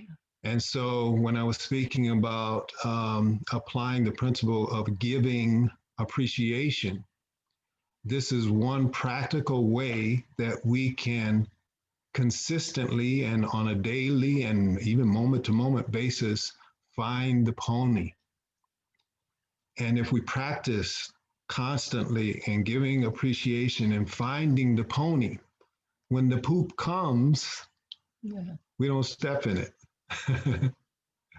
We observe it, but at the same time, because we have been finding the pony so often, then it becomes easier to actually, not see the poop as poop, basically.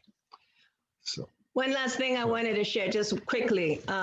We have a little model that we use in conflict resolution, and it says, expect the unexpected.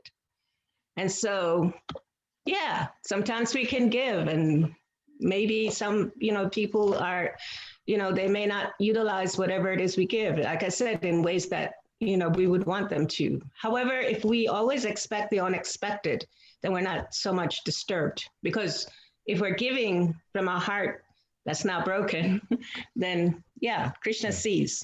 Krishna owns everything. And the last point was that in engaging that practice of giving appreciation, then that helps to gradually heal that heart, that broken heart that is scorched and does not desire to actually to give, just by giving appreciation. That's wonderful. Thank you so much. That is so wonderful. It's so wonderful to hear. And by the way, speaking of wonderful, I just want you to know that you also had a comment after your question on sex that somebody appreciated and said that's a great point and helpful to hear. So I just wanted you to know that like these are all very, very appreciated. Right, and even again, Devaki and Jana, I don't know who they are, but they've written in the chat box wonderful points. Uncle Lekavira and Mother Brajalila Prabhu. You know, I'm so struck, man, because I listen to you guys and I'm like, that's so beautiful. And then I listen to the other couples and I'm always saying like, oh, that's so insightful. That's so wonderful. You know, each couple on this panel, I just consistently am awed by what you're offering us. Thank you all very much. A lot of pony, no poop, just a lot of pony. So we have about, if we want to stay on schedule, and I think we should, we have about 5 minutes left. So I'm going to put this one question out there for the first takers, okay? Because it's sort of addressed in a general way. One person earlier had written in the chat box, Krsnanandini had so many wonderful catchphrases. What's your favorite? So if you have a quick one of those, that's okay. But someone else has written here, can one of you share a favorite pastime or experience that you had with Mother Krsnanandini that you will always remember? And I'm sure you'll always remember a ton, but maybe, one of the panelists, one couple, something immediately comes to mind that you want to share. Go ahead. Okay, Uttama, Partha. I don't know if it's a catchphrase. It was kind of a catchphrase and an expression. Sometimes I'd be with Krsnanandini and we'd hear one of these bizarre negative paradigms that are going around or some off the wall thing. And she had this way of she had this expression, kind of looking over her shoulder and Lord, have mercy. She would kind of look over her shoulder and just brush the thing off. That's good. That's awesome. Anyone else? We can't get over the fact that she started a Lord Have Mercy festival. We love that. My favorite. Best title of a festival. Yeah, she always would say, we're blessed by the best. Yeah, we always remember that one. It's passed down. Blessed by the best. So, and another one she used to always say is, teamwork makes the dream work. That's right. And it's true, right? And it lodges in our brains. And then we have something to hold on to. It's like, oh, right. That's keep those slogans going in our brains. Okay.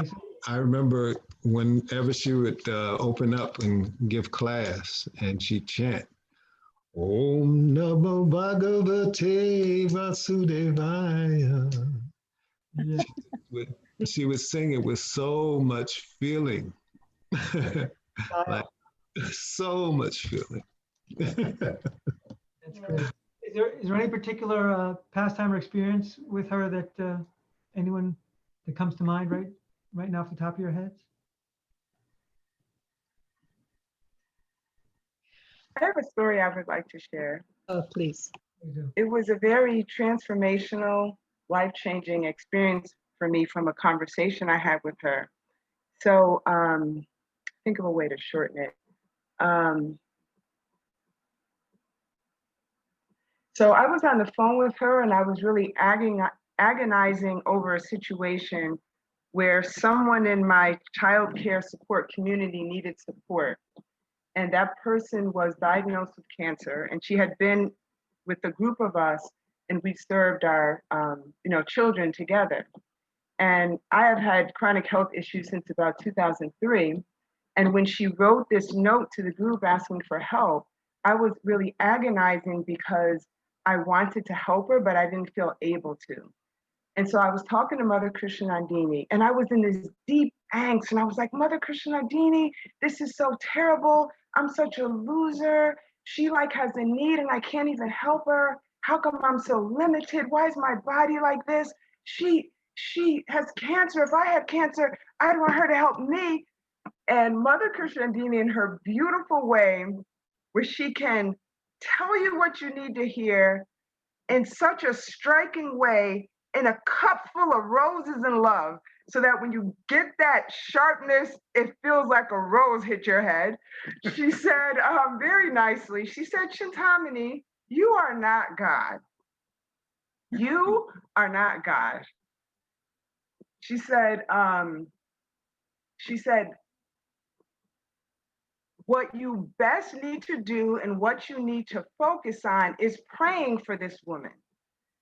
She said, even if you were in the best of health, you could not do anywhere near that Krishna can do to assist this situation. If you surrender yourself and if you pray to Krishna, Krishna can make a transformation beyond your wildest dreams. So keep in mind, you are not God. You need to surrender to Krishna and pray, and that's going to transform the situation. And that one phone conversation made such a striking difference in my life, because my services had drastically changed because of my illness. And as devotees, oftentimes our sense of value is what we can do with our bodies. So when you become sick, or when you become old, or when you have a baby, your sense of identity sometimes can plummet. So when Krsnanandini emphasized simultaneously my big false ego, thinking little me can make a difference, and instead focus on intercessory prayer, that helped me to channel my energies more towards surrender and seeing Krishna as the intervener and the change agent. And I'm gonna tell you, to this day, my level of prayer life has intensified in unimaginable ways. And I tell her that story all the time. I tell her kids that story. So that was very transformational, and I thank her forever for that. That's great. That's great. Thank you so much for sharing that. Really nice. So we have to move on. In a moment, we're going to ask all the panelists if you have any final comments. But we did get a question at the last second here that I would love to just address. If it can be addressed briefly, that would be helpful. I think we'd like to throw this over to Mother Archana City. You want to read the question? Okay. Okay.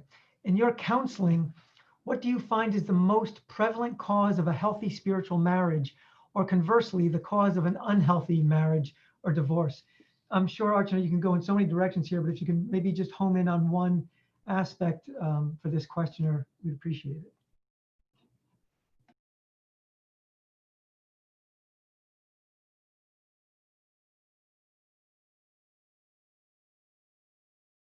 I think that would help. Okay, can you hear me? Okay.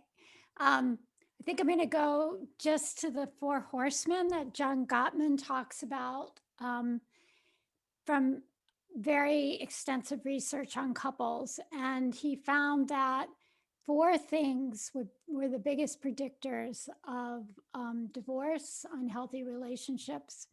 So having those things in your marriage will be something that will predict divorce. And if you don't have them in your marriage and you are able to work through those 4 things and get them out of your marriage, it will help you have a healthy marriage. So the 4 things that he talks about is, the first one is criticism. So being critical of it's one thing to have a complaint. You can tell your spouse or something that, and it's the way you say it, that it's done with respect and it's done with kindness. So that would be the positive way to express something that you would want to see changed. Criticism is when there's it's an attack on the person and something that they're doing. And generally it makes a person feel shame, it makes a person feel bad about themselves, and won't solve the problem. You're not going to be actually you're not creating connection. You're not creating any kind of a bond. And then the next thing he talked about is contempt, which is similar to criticism, except you're kind of upping the ante, where there's eye rolling and it's sarcasm and it's like making the other person feel that you think you're better than them. So that's another thing that's very harmful to a relationship. And then defensiveness was the third horseman he talks about. And that's that if our spouse does come to us with a complaint that's legitimate and, or even not so legitimate, that we launch into an attack on them rather than addressing what the issues is that they're bringing. So defensiveness. And the last one is stonewalling. And that means that you just refuse to talk about it.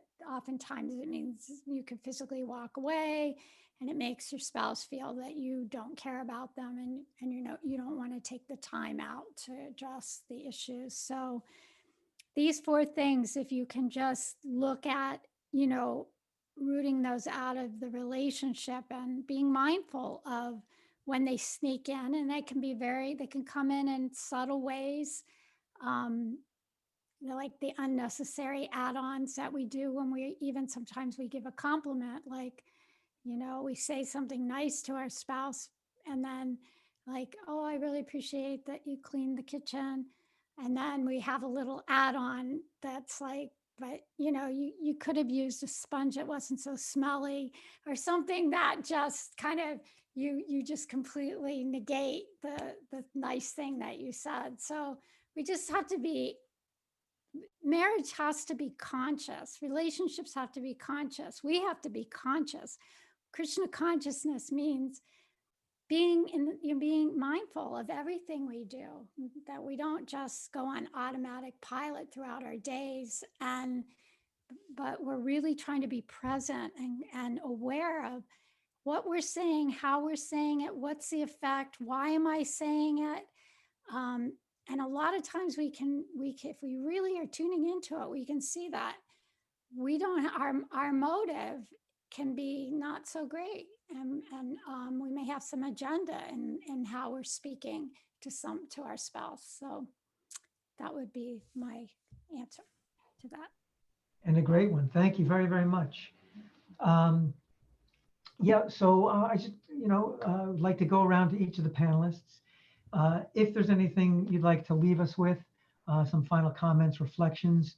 So, and again, people have been hanging in there for a couple hours now. We don't want to take advantage of their giving us their generous time for too much longer. So you can keep it somewhat brief if you can. If anybody wants to. If you want to, it's not required, but we want to open it up to everybody. Maybe we could start with Partanuttama Prabhus. Would you mind? So my one sentence sutra is you need to put energy into improving your relationship. It's not going to happen by itself. And we're going to end with Krsnanandini's poem, We're in This Together. We've done this with hundreds of couples all over the world. And it's such a powerful thing. It totally encapsulates everything Krsnanandini wants to transmit to people. And it really has a powerful impact on couples. So I'm going to ask everyone to really embrace that poem when we say it together. And I really hope our brother Tarik is going to be there in the background with us, pumping his fists in. It's Yeah, we love you, Tarik. Thank you very much. Yes, we're going to get to that poem in a minute. I just want to see if anybody else has any final comments. Karnamrita Prabhu, anything you want to leave us with? Just like Uttama said, that you have 2 individuals who have needs, and then you have the relationship which has needs, and they both need energy. So people need their space, but then they have to nurture the relationship, because otherwise it's going to tend to go apart. So we have to always, just like as a devotee, we have to recommit. So we have to recommit in a marriage on a regular basis as well. So, Great. Great. Thank you very much. Archana Siddhi, I know you just spoke. Is there anything else that you particularly wanted to mention? Okay. We can't hear you. You're muted, but I get the impression that no, you're good. Okay. Okay. Chitamani Jagannath Pandit Prabhu's, anything? Yes. Our partners are like mirrors. And if we don't like the reflection, don't throw away the mirror, because the next mirror is still going to have your reflection in it. So work on the reflection in the mirror and stay with what you have. Krishna's provided that for you. That's wonderful. Thank you. Thank you. Okay. Ekavira and Brajalila, anything? So one thing I would say is in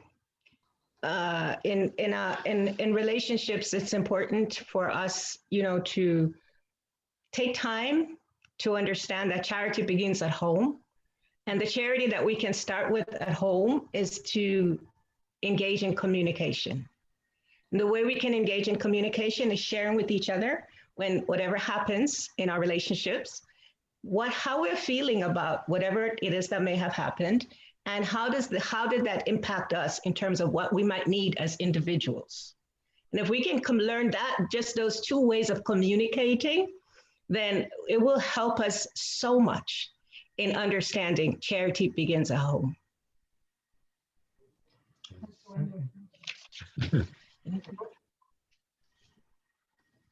I just would add that I would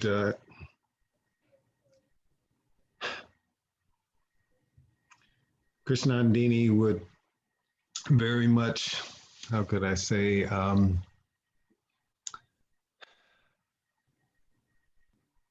smile up on us if we could genuinely develop the culture of appreciation.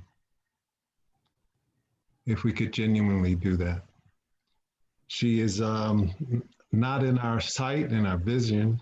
However, she lives on through the Grihastha Vision Team and the gems that are present. That's Partam, Prabhu, and Uttama, and Karnamrita Prabhu and Archana City, and Chintamani and Jagannath. And we encourage couples to take advantage of these gems as much as it possibly can. I just want to add Yadunath and Ekanta, Bhakti. They're also very much a part of the Grihastha Vision Team. Yes, thank you. Thank you both. Thank you both very much. A couple of things. There have been appreciations in the chat. I don't know if you all have been able to see the really nice things to us privately about the panel, as well as publicly on the chat box. Thank you both for that. Hey, you guys, Ekavira and Brajalila, don't go away, okay? Because I'm going to tap you in a second to read that poem. But Brajalila Prabhu was talking about the charity again, and Ekavira was bringing it back to Krsnanandini. We'd like to let everybody know that Krsnanandini's children posted on her Facebook page that, a lot of people have been reaching out. What can we do? Where can we send the flowers? In lieu of flowers and any other type of thing, well-wishers who wish to can send donations to the Grihastha Vision Team. This is her wish. If by any chance you're inspired to do it, if it's something you would want to do, you didn't know exactly what to do, that's what you can do according to Krsnanandini's children. Yes, as the Kanta says, to honor her memory. So Ladini is going to put that the website in the chat box here on Zoom and in the comment section on Facebook. So if you want to find out more about GVT events, please put your email or contact information in the Google form that Ladini has put in the chat box and in the comment section. And they will get in touch with you. They'll reach out, they'll put you on their list, whatever. If you want to get in touch with specific individuals, whatever you want to do, please include your information back in that Google form that we've been using for questions today.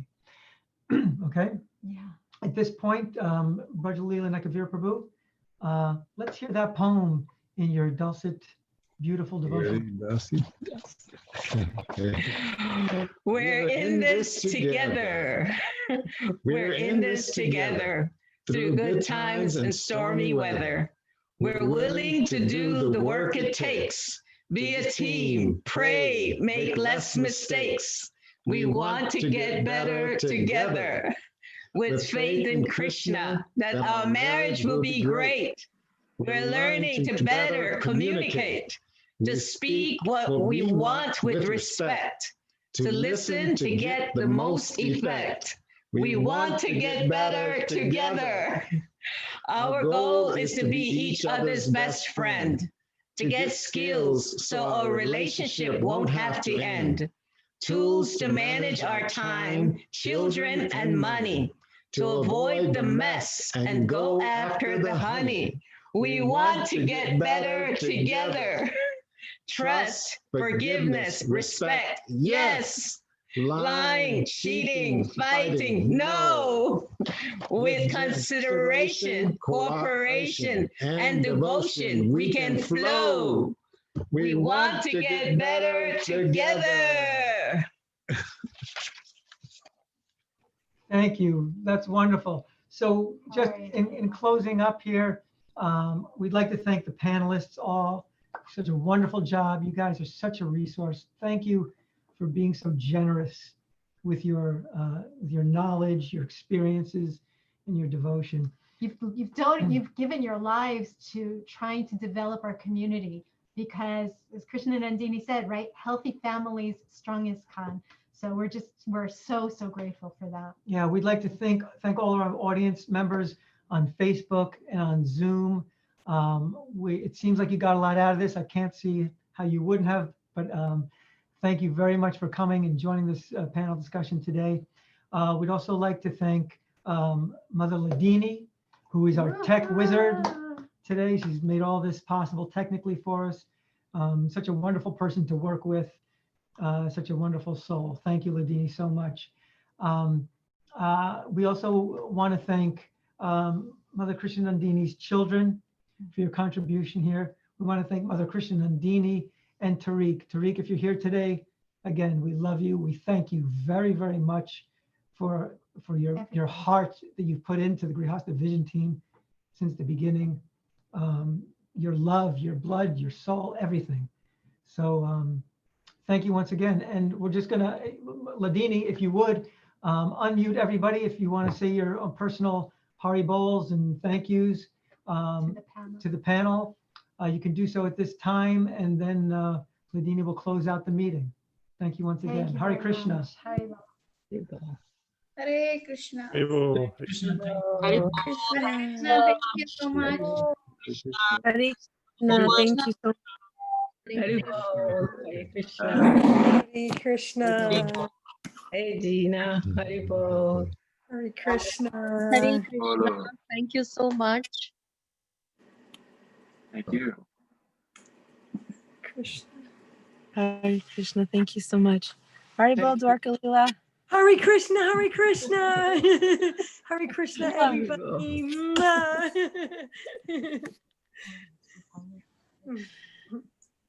Thank you so much for this wonderful program. I really appreciate it.